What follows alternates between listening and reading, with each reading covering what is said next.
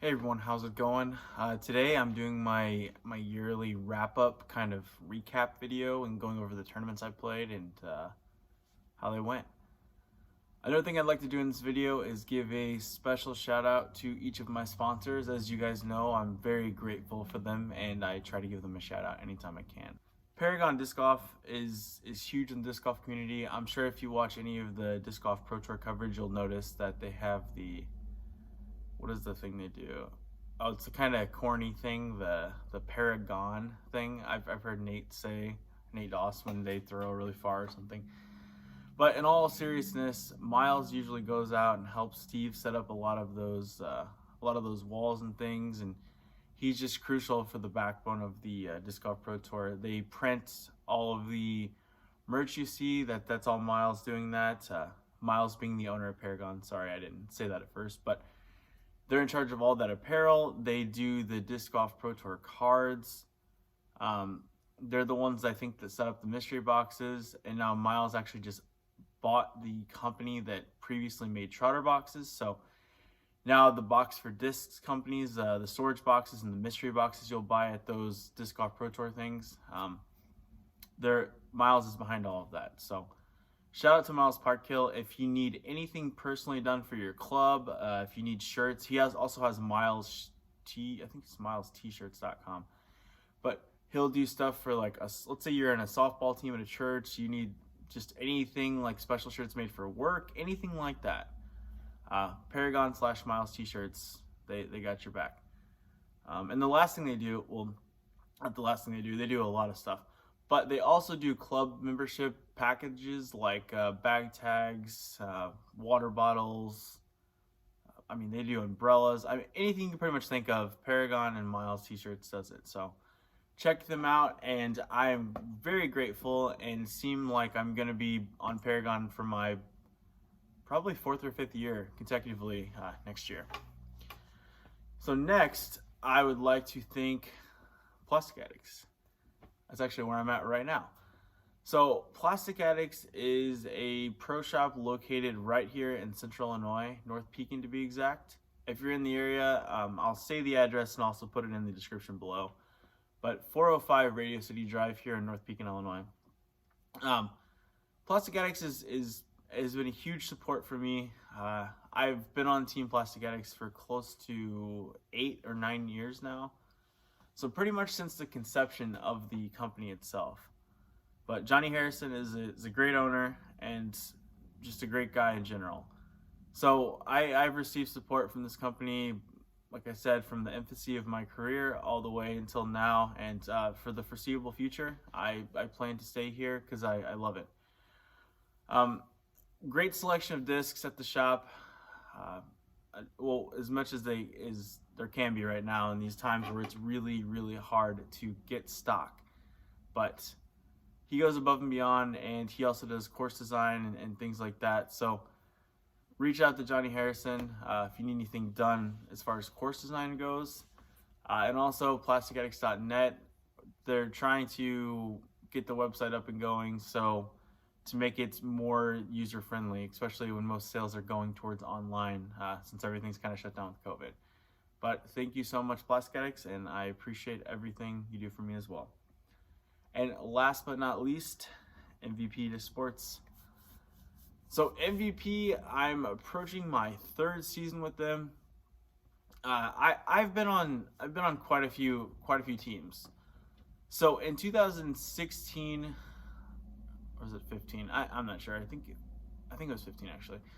2015, I joined Team Vibram under Steve Dodge's command. So I actually got to know Steve pretty well, but the discs didn't really work out for me as to the extent of what I was looking for. Vibram putters were always great, and I still stand by the fact saying that they're one of the best, if not the best, driving putters I'd ever experienced. Especially through Innova, Discraft, Prodigy, all of that stuff.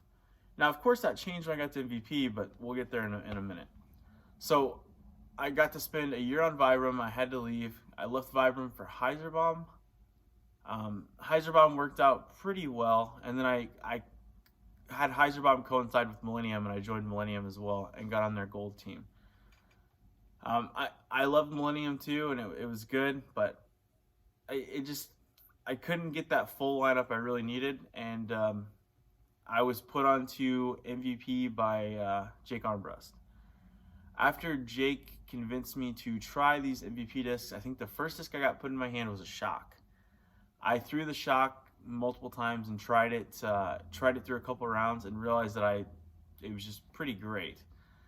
So the shock instantly replaced my Thunderbird, which I was really throwing at the time from Innova, and I slowly started just moving my bag over. So in October of, I think it would have been 2018, yep, late that year, I switched my bag all to MVP. I was pretty set on switching the next year, and I fell in love with the lineup, guys. I really did. So the Panics were great at first. Like I said, the Shocks were great. Teslas were great. I like the Runway, and plus, a lot of people don't really throw the Runway that I had seen. So I like to get, like, not necessarily an obscure disc because the Runway makes sense, but I like to get a less popular disc like the Runway and make it more popular, or just put it in the public eye a bit more.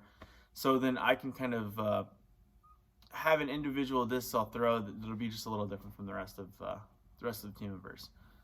So that's what I went with, and I throw the anodes too. That didn't even happen because I necessarily wanted to kind of be different, because a lot of people throw atoms or envies primarily, because I do throw the envy, but I just like the anode, and it ended up being a little bit different too, because not too many people throw them on the team. They mainly just pop with them. But yeah, so MVP has been great for me over the past 2 years, and for the foreseeable future too. I plan to stay on Team MVP. So I actually haven't officially re-signed, but I spoke with our new team manager Andrew, and I'm re-signing for the 2021 season. So it'll be my third season with them, and I could not be happier as far as that goes too. So, and as I'll relate back to, and I'll segue into, as I was talking about Vibrant putters being the best throwing putters I've ever thrown. As soon as I tried MVP's throwing putters, I was very, very impressed. You have fantastic understable throwing putters, fantastic stable throwing putters, and fantastic overstable throwing putters. So, like, as I've been sponsored, I've never got to try the Zone or the Harp. They kind of came out after about when I was getting sponsored by another company, and I wasn't able to have any in the bag. But the Stabilizer and the Entropy both give me that zonish type flight that I feel like I've never got to throw, and I'm very grateful for that. And also the mids for MVP are fantastic, and they're going to come out with so many new ones. I'm not sure when that's going to happen due to COVID, but mid-range lineup is very, very important to me, and I cannot wait until we have that slightly understable mid-range. I was only able to play 10 events this year, so, I mean, not a lot, but considering the circumstances and the fact that I got COVID and had to cancel like 4 tournaments at the end of the year, I think getting in 10 tournaments, I'll give you like a quote tournament, because I think like, let's see, like 5 of them are single round tournaments.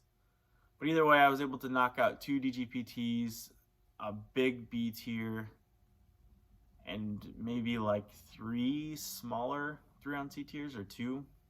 But I meant to say 2-round C tiers. So to start out, June 27th, looks like I played the Northwood Gold Frenzy tournament, and that was at Northwood. And so my takeaway from this tournament, guys, it was just super humid and hot. I did not play well. I couldn't get a grip on anything rather. It just caught me off guard. And so the takeaway from a specific moment in the tournament, I think I hit a good 30-foot straddle putt to save my 3 on the first hole. It was also raining. I just remembered that. And the second hole, which is hole 2 at Northwood Gold, which is a par 3/par 4 tough forehand shot, I put it 20 feet away. I went off the cage on my putt, rolled down in the creek, and proceeded to take a 4, so a birdogey. I barely squeaked out cash, so whatever. Made it through that one. The next tournament I played would be the Illinois State Championships, and that would be in July 11th, so just a couple weeks later. So if you watched my video when this happened, you'll realize, and I'll say often, that I play this tournament very well at the Canyons, which I feel like everyone should score well there. I put myself into second place after round 1 with a 10-18 rated round. It was great, lead card. I actually held on and was winning the tournament with about 6 holes to go. And so you start on hole 10 there. And so by the time I got to hole 4, I just came off a birdie, and I think I had like a 2-stroke lead. And then I proceeded to go bogey, bogey. So I'm sorry, let me think about this thing. Oh yeah, so I went bogey, bogey, missed a putt for an eagle, and then I went birdie, bogey, I believe. So I ended up losing this one by 4 or 5. It just, terrible things happened there. So you shouldn't go, 4 out of 6 to end with bogeys there. It just wasn't a good finish. I always play Highland Park pretty poorly. Not to say it's not a good course, but I just can't figure it out personally. Then after the Illinois State Championships, I went up to D-Glow just a couple weeks after that. This tournament just was so easy on my eyes at first. I just was licking my chops. I couldn't wait to play.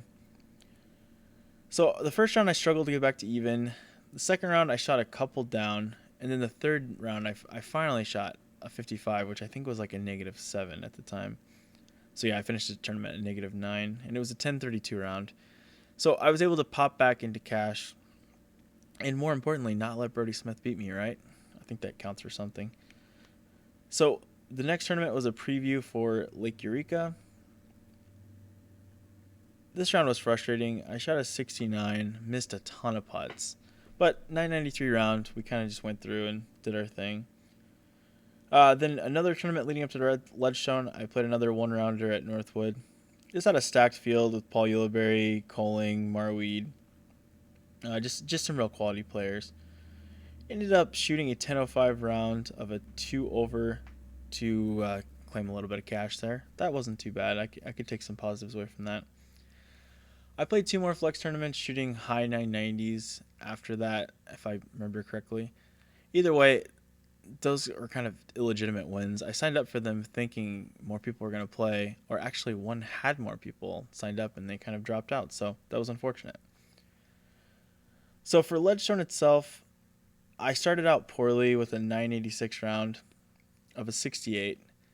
I fired back with a 61, 1032. It was great, and I even missed a 20-footer on my last hole. My third round, I shot a 59 at Eureka Lake. It was a 1034 round. And the last round, I shot a 61. Just nice, smooth rounds after my first round. So it's good to recover and feel like I was doing, good after that.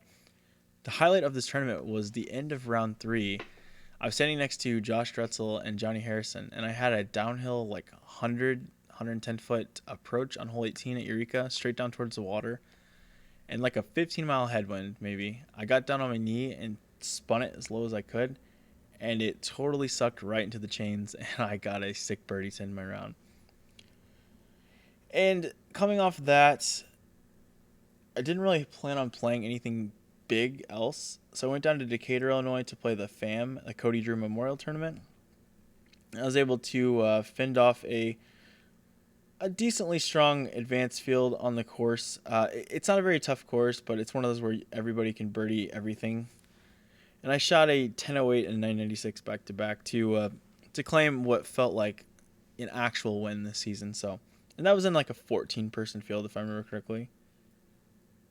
Yeah, something, yeah. And then after that, I ran an A-tier, or I was a co-TD at an A-tier where I had my own course for an All-AM event. And I played another little C-tier and had fun whooping on Nate Heinold as I usually do. But yeah, I played against Nate and Greg in that. And shot a 10-16 at Northwood Gold. So another +2. So that means my tournament scoring rounds this year were like +2, +4, -3, and +2 maybe. Not to count the first tournament where I played like trash. But yeah, so that about does it for my year, as I just put my my PGA profile up here. I'll make a video soon of what I plan to do. But yeah, I won $1,744 this year. I technically got 4 wins, even though I'd say I got 1.5 real wins. But it was a successful year. I was able to get my rating up through 2 points from where it started, I believe, 1003. I really thought I was going to lose my 1,000 rating there right before Deglow, but thankfully I got it back, and then Deglow and Ledgestone really helped. So, guys, as always, thanks for watching, and please support my sponsors and give them some love, because they surely give me love, and they help me do this and do what I love to do and share my experiences with you guys. So, thanks as always to my sponsors, Plastic Addicts, Paragon, and MVP. And I will see you guys in the next one.